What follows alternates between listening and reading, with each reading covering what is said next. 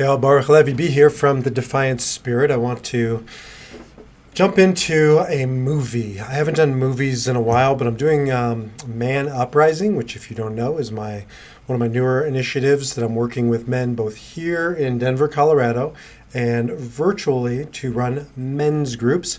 So if you are a man somewhere, as I say, in the afternoon of life, let's say 40 years onwards, and you're interested in that, then check it out. Reach out to me, shoot me an email, b@defiantspirit.org, and I'll get you information on Man Uprising. Well, one of the movies that I'm using in Man Uprising, I'm using lots of movies. I've written a curriculum. I have a book around it that I've written, and again, multimedia content. And so movies is a really great way to engage people in general, men in particular, in meaningful conversations. And so one of the movies that I was watching, trying to find the right movies, and I welcome your suggestions, by the way, so shoot me an email with your suggestions of movies to review in general and for Man Uprising, is The Fisher King. Now, there shouldn't be any spoiler alerts because it's been out for like 20-something years or more, actually. I don't actually remember when it came out, but it must have been early 2000s, maybe late 90s. Either way, it is a tremendous movie. I had seen it 20 years ago, but I'd totally forgotten what it was about. And I came to it because one of the things I'm using in Man Uprising are primal myths, like the Garden of Eden myth or, well, the Fisher King. The Fisher King is an ancient myth that has a tremendous amount to teach human beings, and again, men in particular. I'm going to stop saying that. So if I keep talking about men, it's because this was designed for Man Uprising, but you'll understand it applies to you, man or woman. Okay, so the Fisher King, well, let me tell you about the movie, and then I'll tell you about the myth of the Fisher King and how it's relevant to you. The movie stars Jeff Bridges and Robin Williams, so two incredible actors, and both did an amazing job in this movie of acting. I think it might have even won an Academy Award from what I recall. I don't know. It's worth watching. Now, let me just say from the outset, for any of you Enneagram 7s, this is a heavy movie. This is a dark movie. So prepare yourself, because sometimes my 7s come back to me. I've recommended a few movies before to different 7s in my life, and they have said to me, whoa, that was a dark one. That was not a date movie. It's not, I don't know. You decide if it's a date movie, but it's tremendously challenging and provocative. And yeah, it's dark, but so is life sometimes. So in this movie, you have two main characters. You have Jack Lucas, who's played by Jeff Bridges, and you have a guy named Perry, played by Robin Williams. As an aside, I love Robin Williams in the darker roles like this and What Dreams May Come. He is such a funny person, but he is such a tragically funny person. And obviously he killed himself in 2015. And you can just see the depths of this man come out in these more serious roles. Anyways, Jack Lucas is a shock jock. He's a radio DJ. And, I talk a lot about, especially in Man Uprising, men or people in the morning of life. Now, the morning of life, no hard and fast rules, but according to Carl Jung, it's before 40, which is why I say after 40 is the afternoon of life. And this is a man in the morning of life, and he's a cliche. He's the worst parts of a man in the morning of life. So, of course, men in the morning of life, people in the morning of life aren't bad. However, this guy really represents some pretty disturbing, dark stuff of every man in the morning of life. Not the least of which is he's in it for himself. This is one of the, transformations that you watch in Jeff Bridges' character Jack. I'll just call him Jack from now on. He's selfish. He's in it to get to the top. I'm writing a lot about right now the two mountains in our lives. This comes from David Brooks, great book called The Second Mountain. The first mountain and the second mountain. It's the morning of life and the afternoon of life. And in the first mountain, we're there to climb. We're there to conquer the mountain. And that's what Jack does. He conquers the mountain. He is at the top of his game. And now he's arrogant. He's 30s something. He has, fame, fortune. He's got the babes. He's got everything. You can just see it in this guy. And he doesn't give a shit about anyone other than himself.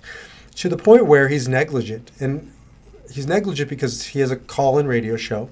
And one of the guys who calls in is a longtime caller who clearly has mental illness and probably schizophrenic. And Jack doesn't take it seriously, and Jack goads him on. And ultimately, this guy goes out and he shoots up a bar. Well, Jack finds out later on that it was directly tied to his advice. He didn't say go shoot up a bar, but he did say something to that, and he certainly did not comfort, nurture, or heal this man on the other end of the call. Anyways, this guy goes up and shoots up a bar. Jack is shattered. And every person, every man at midlife has to go through a shattering. Now, this is an extreme. You know, my dad's suicide was an extreme. I would like to, I want to be careful of the extremes, because lots of times people will say to me, hey, B, I don't know if this constitutes a shattering, and then they'll fill in the blank. It's their shattering. There's not a shattering, there's your shattering. I take this term from Kabbalah. Shattering is the best term I can find in English. It's a total undoing. And what this character Jack has undone is his ego, is the facade, is the mirage of a world that he's in control. He has mastery. He's God. And then this guy shoots up a bar, murdering dozens of people, and Jack's world comes undone. It all catches up to him. He ends up a drunk. He ends up, just kind of glomming on to some woman who he's using. She seems to be a lovely woman he's using to stay alive. She pays his bills, whatever, but he is just subsisting. And then he runs into a character that's his redemption. And this is a movie about shattering and darkness and the dark night of the soul, or that midlife sort of period where a person must have one life ended to begin a new life. And this man's life begins again once he meets this guy named Perry. Now, Perry is clearly mentally ill, or certainly mentally scarred. He's out, this takes place in New York, so he's out in the streets, relatively homeless. He's got a makeshift home, but this guy is just living in a false reality where he's just tortured by demons. I think it was called the Red Knight, Knight, that just chases this man around. And it's a story about a man who's just grappling with his demons and barely on the edge of sanity. Well, you find out, and here's the twist, in the movie, that this man had lost his wife. And how did he lose his wife? If you can see where this is going, that he was in that bar that night where that shooter murdered his wife right in front of him, and he just disconnected from reality. And he hadn't returned since. And this was, I don't know, maybe 10 years later that the two meet up. It's now on the other side of that 40-year divide. It's the afternoon, or at the very least, it symbolizes the afternoon, where these two men find each other in the depths of their darkness. And Jack tries to make amends.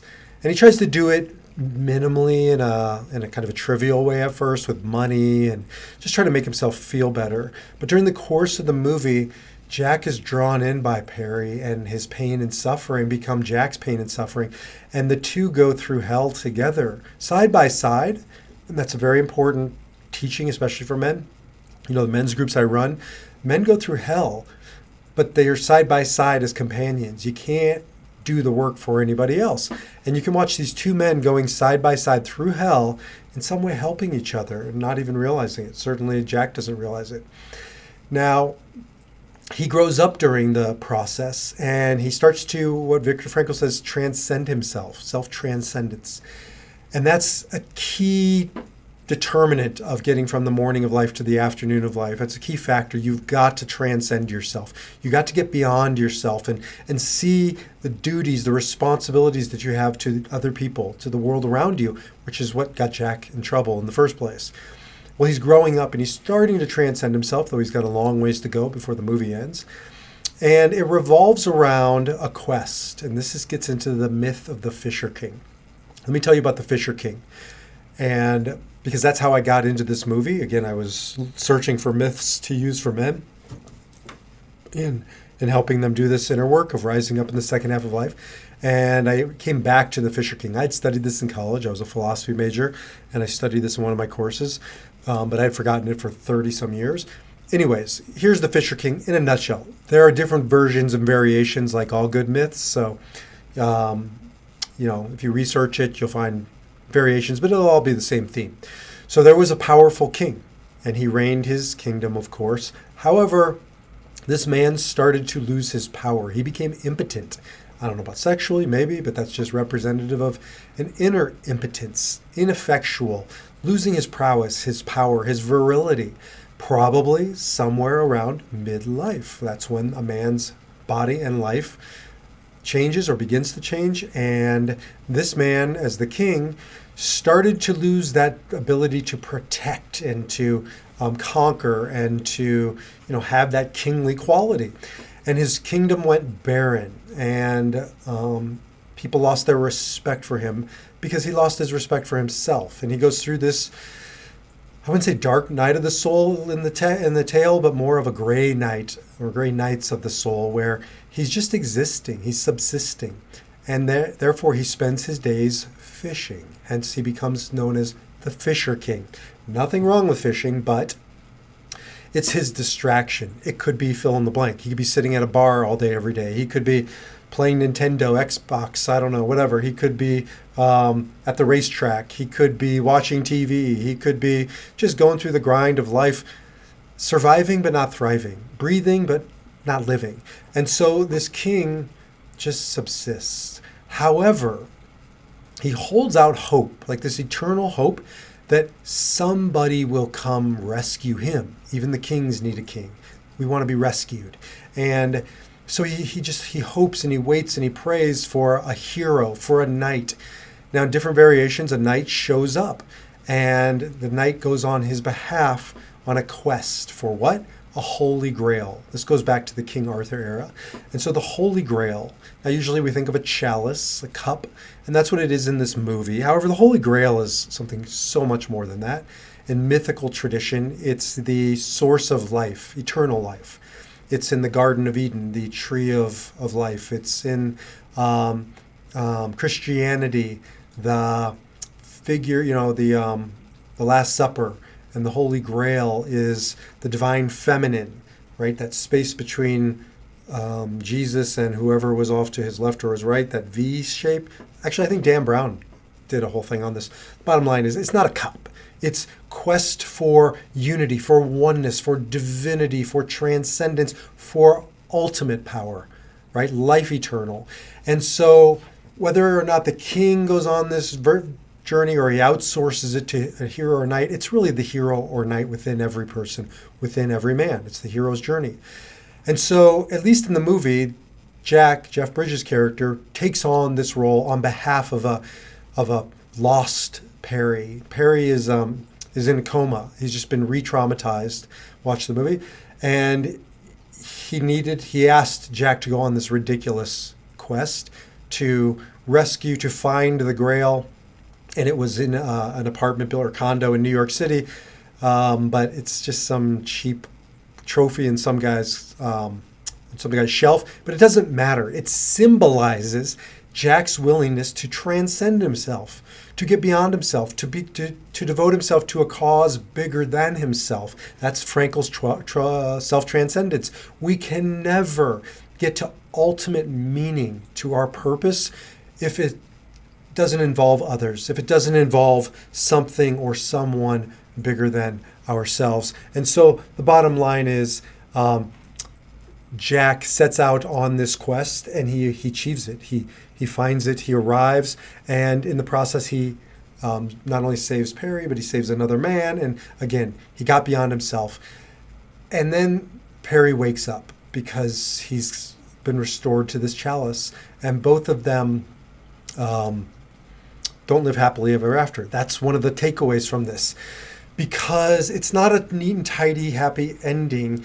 Perry, Robin Williams' character, never fully recovers. He just now is no longer just surviving. He finds love again, but he's a broken, shattered man who's glued himself back together again. And the same is true with Jack. Jack doesn't get to check the box and move on. He has helped other people, in this case Perry, repair their lives. And in the process, he's grown, but he doesn't just get to go back to his old life. He could try, of being the shock jock, of being on top, of living that life. He doesn't. He tried, but it didn't work because they have Kabbalah is called the broken whole heart. They're still broken, but now they're broken whole, right? And so it's not a pretty happy ending Disney, fairy tale. It's a story about two men who limp forward after the battle.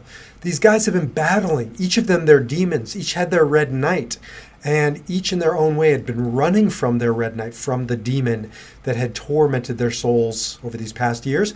And both of them had finally, in their own way, faced the demons and confronted them and healed them. But again, it's a broken wholeness on the other side. It's not an erasure of making all the bad stuff go away. And I say this because so many men I counsel challenge me on this topic.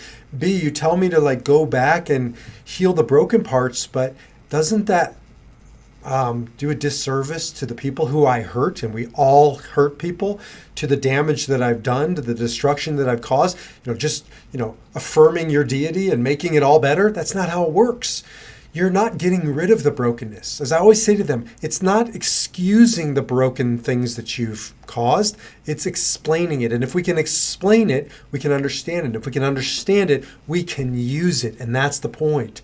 The Fisher King does a tremendous job about teaching us how to move forward with a limp. There's another great myth. I'll do a whole teaching on it. It's part of the Man Uprising curriculum. Jacob wrestling in the desert, the biblical Jacob, with an angel or with his darkness, and he's not mortally wounded. He's wounded though. His thigh is wounded. As an aside, that's the same wound as the Fisher King, right? Impotence and a wounding in the thigh. And it says that he battled through the night and he prevailed. That's what the word Israel means. Yisrael means to wrestle with God and beings divine and mortal and prevail. And yet it says he spent the rest of his life limping. And that's the Fisher King, returning back to the king. And that's you and me. You don't get rid of the brokenness. You integrate the brokenness. You stop running from it. You accept it into your life. You forgive. In this movie, Jack has to forgive himself. Perry has to forgive himself. Everybody's in a process of forgiving. Jack was just trying to get Perry to forgive him. Perry had already forgiven him. It was Jack who needed to forgive himself. Do you know how many guys, especially at counsel, who live with so much heartache and shame, things they've done, things they haven't done, and one of their biggest obstacles, they think it's to get to the people around them to repair the damage. It's to get to themselves, to get back to the guy in the glass, in the mirror, and forgive that guy. Again, forgiving and forgetting are not the same thing. Forgive if you've done the work. Don't just forgive, write a blank check to yourself. Do the work. Do as much as you can to repair what's been done, understanding that there's a scar there. It doesn't go away. And then at some point, forgiving, not forgetting, remembering, not remembering as a way to beat yourself up, remembering as a way to, as Dr. Frankl says, make it worthy. Carry your burden forward. That's how we make it worthy. That's how we find meaning in the brokenness. There's nothing Jack could do to undo the harm that his words caused Perry and the murder of his wife, but he could face that pain, embrace that pain, heal that pain, hold that pain, carry that pain forward to become a better man, to pay it forward, to do good. And it doesn't undo the past, but it does right the future. That's what it means to carry your burden, not as an act of masochism, as an act of duty and service, commitment to other. This movie is awesome.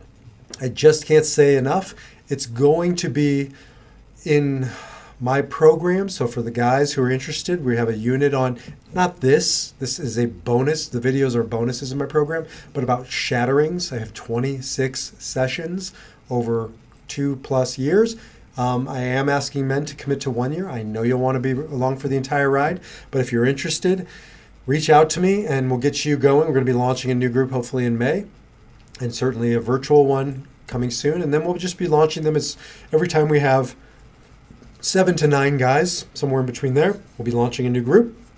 And there's so much more entailed in that. But the bottom line is, if you're interested, reach out. Until the next movie, until the next video, until the next podcast, defy your number, live your spirit, go out there and heal your wounds so that you don't have to live like the Fisher King, so that you can take your throne and return to being the true king.